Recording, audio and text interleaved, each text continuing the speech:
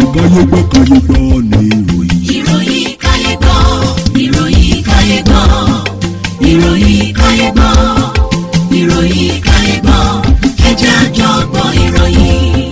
Ẹ kú dédé àsìkò yìí ní gbogbo ibi tí ẹ ti ń gbọ́ mi. Ìròyìn Kayegbo ni mo wá ṣẹ̀ṣẹ̀ gbọ́ yín láti kàn ní Jíkẹ́ Alára. Orúkọ mi ni Olúwafúnmiláyọ̀ Adéṣẹ́wọ́. Ṣáájú ẹgbọ́ kókó tó wà nínú ìròyìn ọ̀hún. Gómìnà ìpínlẹ̀ Gombe kẹ́dùn bí àwọn ẹbí ẹlẹ́ni mẹ́fà kan ṣe pàdánù ẹ̀mí wọn níbi ìjàmbá ọkọ̀ tó wáyé. Ọmọ iléeṣẹ́ ológun kan ló ti wà ní àgọ́ ọlọ́pàá lórí ẹ̀sùn pé ó gún ọlọ́kadà kan ní ilé ìgbafẹ́ kan ní ìlú Èkó. Àjọ panápaná ní iná tó wáyé ló ṣẹlẹ̀ látàrí ẹ̀rọ amúlétutù tó wà ní títàn sílẹ̀. Ọwọ́ ti tẹ ọ̀dọ́mọkùnrin kan lórí ẹ̀sùn pé ó ṣekú pa obìnrin onípọ̀nmọ́ kan. Ilé-ẹjọ́ ti sọ ọkùnrin kan sẹ́wọ̀n látàrí pé ó fipá ní àjọṣepọ̀ pẹ̀lú ọmọ alábàágbé rẹ̀. Kí tó tẹ̀síwájú nínú ìròyìn ọ̀hún, ẹ jẹ́ kí a dókè lọ́hùn fún ìpolówó ọjà.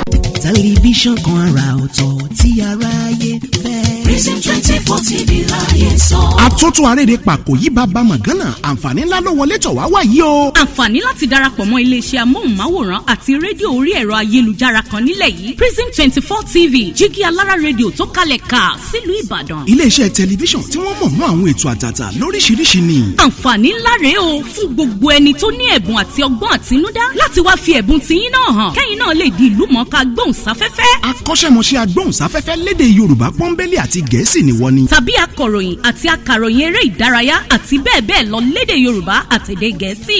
Ayàwòrán cameraman. Aṣọ àwòrán pọ̀ editor. Onímọ̀ nípa ìwádìí ìtàn documentary researcher. Onímọ̀ nípa ìpolongo ọjà lójú òpó ayélujára. E-marketer àti akọ̀wé secretary. Àǹfààní tún wà fún ẹni tí ò tí ì máa gbóhùnsáfẹ́fẹ́ ya àwòrán so àwòrán pọ̀ àti bẹ́ẹ̀ bẹ́ẹ̀ lọ ṣùgbọ́n tó gbàgbọ́ wípé o lè kọ́ṣẹ́mọṣẹ́ lórí ẹ̀. Àwọn nọ́mbàs wọ̀nyí ni kẹ́ ẹ pè fẹ́kúnrẹ́rẹ́ àlàyé o 0705 058 0241 àti 09039893895. tàbí kẹ́ WhatsApp nìkan sórí +1347 285 7401. lórí Facebook, Instagram àti Twitter ẹ kàn sí @prism24tv. wá lo ẹ̀bùn tiẹ̀ náà níbi táyé ó ti gbà ọ́ ní Prism 24 TV jígí alára rédíò a máa retí yín o. Prison 24 TV jígí alára rédíò ní gbogbo àwọn tó dá mọ̀ ń gbọ́.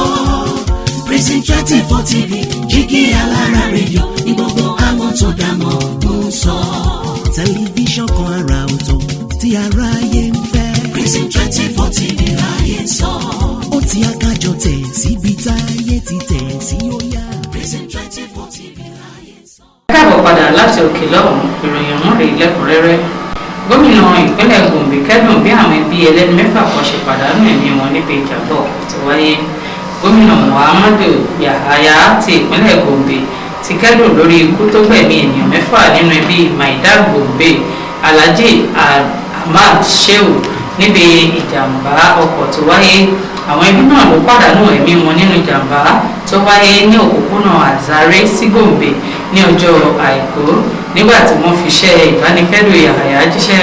Adarí àgbà fún ètò ìròyìn Ismaila Misili ní gbogbo ènìyàn ní ìpínlẹ̀ Gombe ní inú wọn kò dùn sí àjálù burúkú yìí.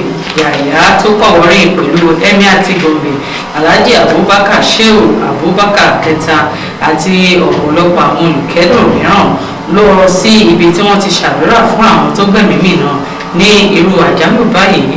Kò dára fún ẹbí kan láti pàdánù ènìyàn mẹ́fà lẹ́ẹ̀kan ṣoṣo. Àwọn ilé-iṣẹ́ ológun kan ló ti wà ní àgọ́ ọlọ́pàá lórí ẹ̀sùn pé ó gún ọlọ́kadà kan ní ilé ìgbafẹ́ ní ìlú Èkó. Ọmọ ilé-iṣẹ́ ológun kan tí wọn kò tí ì mọ orúkọ rẹ̀ ni wọ́n fi ẹ̀sùn hàn pé ó gún ọlọ́kadà kan tí wọ́n pè ní Saheed Isa pẹ̀lú ọ̀bẹ ní ilé ìgbafẹ́ kan ní Ìtàmàgà ní agbègbè Ìkòròdú ní ìpínlẹ̀ Èkó. Ìṣẹ̀lẹ̀ náà wáyé ní ọjọ́ 13 oṣù kẹrin ọdún 2024 ní aago 3 ọ̀sán. Ọmọ ológun náà ni wọ́n ní ó gún ọlọ́kadà yìí látàrí èdè àìyedè tó wáyé láàárín wọn. Benjamin Hundeyi tó jẹ́ alukoro fún iléeṣẹ́ ọlọ́pàá ní ìpínlẹ̀ náà fìdí ìṣẹ̀lẹ̀ ọ̀hún múlẹ̀ tí ó sì ní wọ́n ti mú àfúrásì náà tí ìwádìí sì ti ń lọ. Panápaná ní iná tó wáyé ló ṣẹlẹ̀ látàrí ẹ̀rọ amúlétutù tó wà ní títàn sílẹ̀. Iléeṣẹ́ panápaná ti ìpínlẹ̀ Kwara ti sọ ìṣẹ̀lẹ̀ iná tó wáyé ní alẹ́ ọjọ́ Àìkú Sunday tí ó bá abala kan ní ilé ìwòsàn ẹ̀kọ́ṣẹ́ fásitì Ìlọrin University of Ilorin Teaching Hospitals Pharmacy mọ́ ìbúgbàmù tó wáyé láti ara ẹ̀rọ amúlétutù tó wà lẹ́nu iṣẹ́. Iná náà tó ṣẹ́ ní àjàkeje ní ẹ̀ka òkú. Adarí fún ètò ìròyìn fún àjọ panápaná ní ìpínlẹ̀ náà Hasan Adékúnlé sọ ní ọjọ́ Ajé Monde pé àjọ panápaná dìde sí ìjàmbá iná náà láti má jẹ́ kí ó ṣọṣẹ́ ju bí ó ṣe yẹ lọ.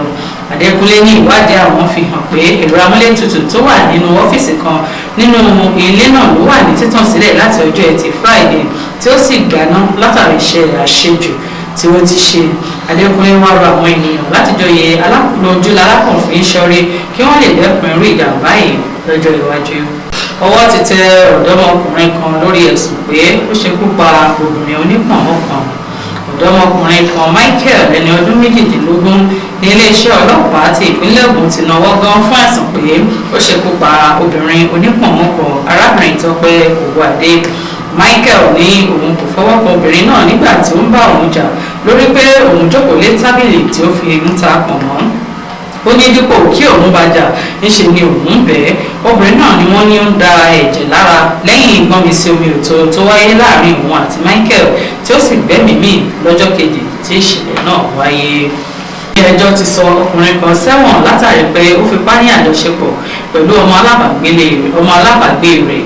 Adájọ́ Rahman Oshodi ti ilé-ẹjọ́ tó ń rí sí ìfipálò àti lílo ọmọ lọ́nà tí kò tó Sexual Offences and Domestic Violence Court ní àná sọ ọkùnrin kan Adésínà Farouk ẹni ọdún mẹ́rìnlélógún sí ẹ̀wọ̀n gbére. Adájọ́ náà ló gbọ́ ẹjọ́ àti èrè tí wọ́n fi kan olùjẹ́jọ́ náà kí ó tó gbé ìdájọ́ rẹ̀ kalẹ̀.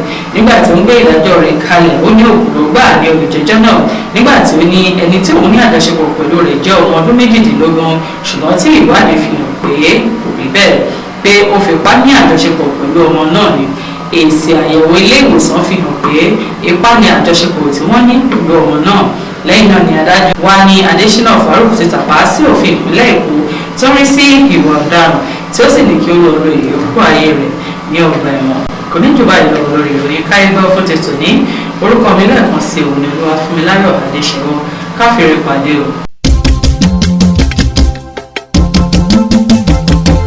Kayegbo ní ìròyìn. Ìròyìn Kayegbo, ìròyìn Kayegbo, ìròyìn Kayegbo, ìròyìn Kayegbo, ẹ jẹ́ a jọ gbọ́.